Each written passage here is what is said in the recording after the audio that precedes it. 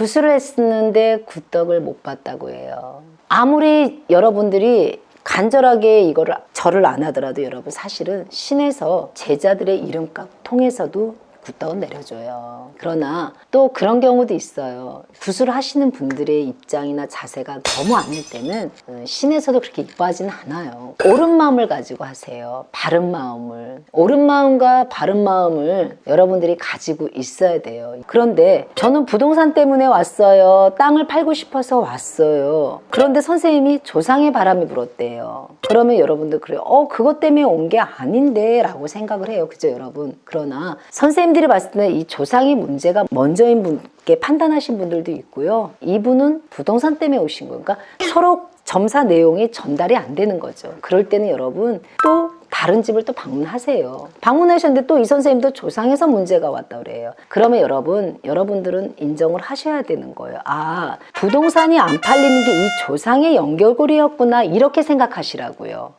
왜 제가 이게 안 팔릴까요? 라고 계속 여러분들이 듣고 싶은 얘기를 들을 게 아니라 연결고리를 먼저 찾으셔야 돼요. 그런데 여러분들이 두 번째 이제 문제가 뭐냐면 정성을 들이면서 너무 큰 거를 바래버린단 말이에요. 너무 선생님들하고 생각이 틀린 거예요. 여러분들은 계산적으로 하시면 안 되는 게 이 치성과 정성을 들이고 난 다음에 내가 많은 것을 받을 거라는 계산을 하시면 안 돼요. 보지도 못한 조상님한테 그냥 무턱대고 저 이거 다 해주세요. 이것도 해주고 저것도 해주시고 이런 많은 부탁을 하는 자체가 여러분 굿덕 볼 수가 없어요. 우리 무속인들은 무슨 역할이냐면요. 이 여러분들이 굿을 원하시는 이 신도님들의 마음을 조상님에게 전달해서 넋두리처럼 전달하는 거예요. 이렇게 좀 되게 해주세요. 저렇게 좀 되게 해주세요. 이 자손의 소원이 이렇답니다. 라고 중간에서 역할을 해준 무당이에요, 저희는. 근데 여러분들은 어떤 굿을 통해서 무엇인가가 다 해결을 해야 된다고 생각하는 여러분들의 마음도 조금 문제가 있다는 거예요. 그러면 굿덕을 최고로 끌어낼 수 있는 마음이 뭘까요? 마음가짐이에요. 그 이쁜 마음을 가지고 있으면 신에서도 해주려고 그러고 조상에서도 해주게 돼 있어요. 그래버리면 마무리가 너무 잘 된 거죠. 그래도 내가 내 조상님한테 잘 대접해드렸다. 이 마음을 가지시라고. 이 마음 하나만 가지시면 여러분들의 소원은 이루어져요. 그리고 또 하나, 구슬하러 갔는데 위패가 없어. 내가 청주한 씨면 청주한 씨 증조 큰할머니. 할머니 성은 모르면요. 조강지천 따라 들어오게 돼 있어요. 청주아 씨 집안에 증조 할아버지를 쓰면 할머니 할아버지 옆에 같이 위패를 써주시면 따라 들어오는 거예요. 위패가 없으시면 여러분 대한민국의 그 도당에 계시는 조상들은 다 들어와요. 그러니 여러분 위패를 꼭 쓰셔야 돼요. 위패를 쓰지 않고 구슬 하면 여러분은 임자 없는 제사상이에요. 오늘 구슬하기로 한 사람이 분명히 이름이 있을 거 아닙니까? 그 이름에 해당되는 조상들만 들어와야 되는데 여러분 알다시피 위패가 없으면 임자 없는 상이라 누구든 들어오죠. 그래서 안 되는 거고.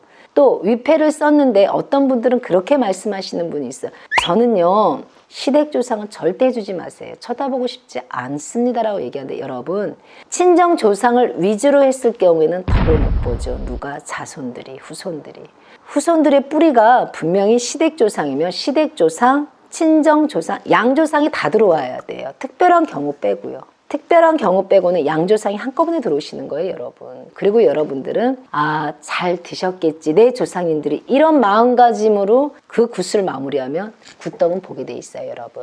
그러니까 여러분 친정조상, 시댁조상 그렇게 해서 분리하시면 안 돼요. 양조사님들이 다 드셔야 돼요. 위패는 꼭 쓰셔야 돼요. 그리고 또 하나 마음가짐.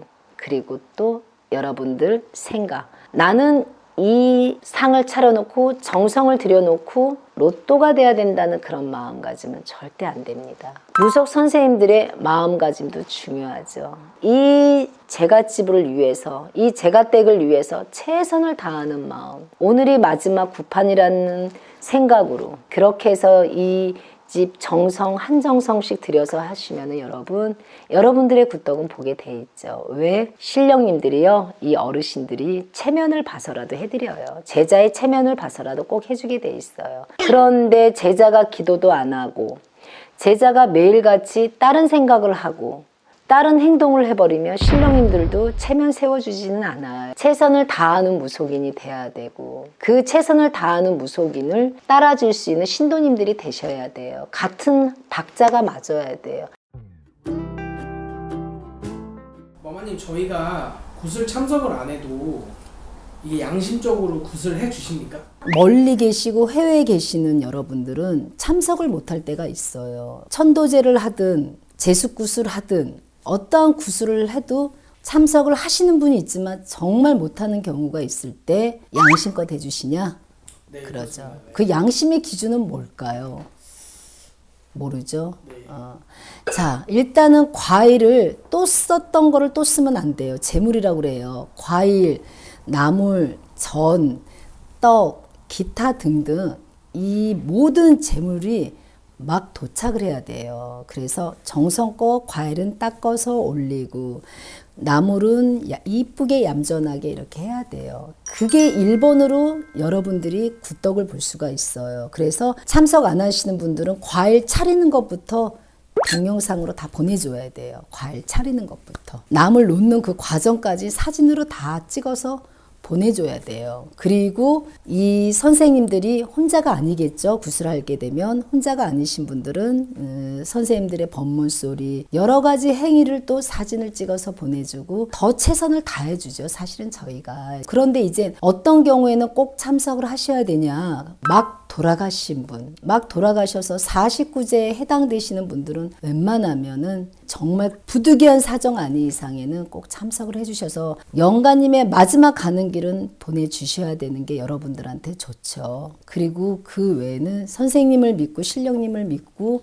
그 신령님과 선생님들은 어떻게 하셔야 되냐. 그 참석하지 못하는 그분을 위해서 사진, 시작부터 끝까지 모든 게 동영상이 들어가야 돼요, 여러분. 그러면 최선을 다하죠. 거의 다가. 최선을 안 할 수가 없어요. 모든 선생님들이 정말 이 한 행사를 놓고 몇 날 며칠이 고민도 하고 기도도 올리고 어떻게 해야 이분의 소원이 열릴 것인지 여러 가지를 놓고 저희가 기도를 하기 때문에 여러분 그렇게 불안해 안 하셔도 돼요. 그런데 이제 사진도 안 보내줘. 구술을 했는지 안 했는지 연락도 안 돼. 부적도 안 줘. 이제 이런 분들은 맞아요. 양심 없이 하실 거예요. 그러나 저는 안 그래요. 그러면 네. 복의 차이는 있을까요? 네? 복의 차이, 받는 그러죠. 이 선생님이 정성껏 해주고 정말 열심히 빌어주고 법문도 제대로 해주고 그러면 이분의 소원이 급하게 열리게 돼 있고 여러분들은 볼 자격이 있고 여러분들은 감상할 자격이 있는 분들이고 저희는 사진도 보내드려야 되고 과일을 닦아서 놓는 과정까지 여러분들한테 다 보내드려야 돼요. 정성, 정말 참석하지 못한 그 사연까지 다 읽어서 조사님께 읽고 신령님한테 읽어서 여러분들의 소원을 이루어지게 해드려야 됩니다. 저희 집은 용궁제, 천제, 산제, 어떠한 기타 등등 다 여러분들이 참석하든 안 하든 최선을 다해서 하기 때문에 여러분들이 어떤 선생님을 만나시더라도 굿덕을 보실 수 있습니다. 그리고 여러분들도 또 마찬가지예요. 자세가 중요해요. 여러분들도 최선을 다하는 선생님을 위해서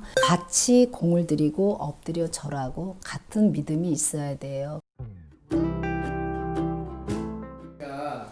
가만히 옆에서 곰곰이 생각을 해봤는데 네. 이게 사실 저는 굳이 부담스럽게 좀 느껴지거든요.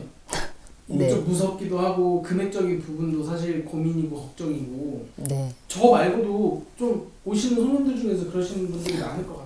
무섭다고 그래요. 그리고 부담스러워요 이래요. 부담이라는 단어는 가로 열고 금액도 들어가겠죠. 그리고 내가 무엇인가가 와서 어떻게 해야 되는 것에 되게 불편해하세요. 어떻게 받아들여야지 여러분들이 고민하는 게 되게 많아요. 자, 교회랑 절에를 가죠 우리가. 그죠? 네. 교회 가면 뭐 해요? 기도드립니다. 또 뭐 해요?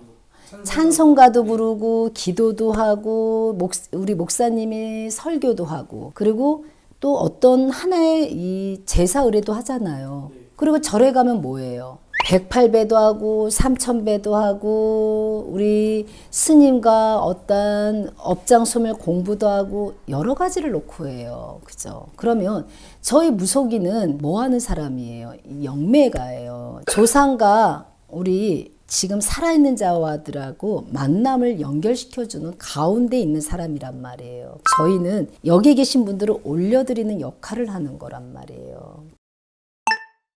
여러분들이 그럼 또 제사나 잘 지냈냐? 제사도 제대로 못 지냈고 제사를 안 지내고 계시고, 그리고 여러분들은 제사를 대충 지냈죠. 근데 저희는 육가 원칙을 통하잖아요. 법문을 해야 되고, 또 우리 악사님들이 이 음악으로 한을 풀어주고, 그 다음에 제가 중전마마가 조상님들을 올려보내드리고, 육가 원칙으로 저희는 하는 것이고, 여러분들은 제사를 잘 지내는 재능이 부족하신 분들이잖아요. 집안이 힘이 들고 이유 모르고 알지도 못하게 집안의 식구가 아프고 무엇인가가 다 된 것 같은데 되지 않아서 매일같이 금전 때문에 허덕이고 결혼을 못하고 계시고, 이런 모든 기타 등등을 해결해주는 저희들은 중간 역할에 있는 사람이에요. 해결사죠. 굿을 부담스러워하고 무서워하는 게 아니라 여러분들이 이해하면 되는 거예요. 받아들이기를 잘 받아들이시면 돼요. 너무 큰 오해를 하고 편견을 가지고 보다 보니까 그러는 거예요. 일단 무서운지 안 무서운지 저하고 한번 인연이 되시면 됩니다.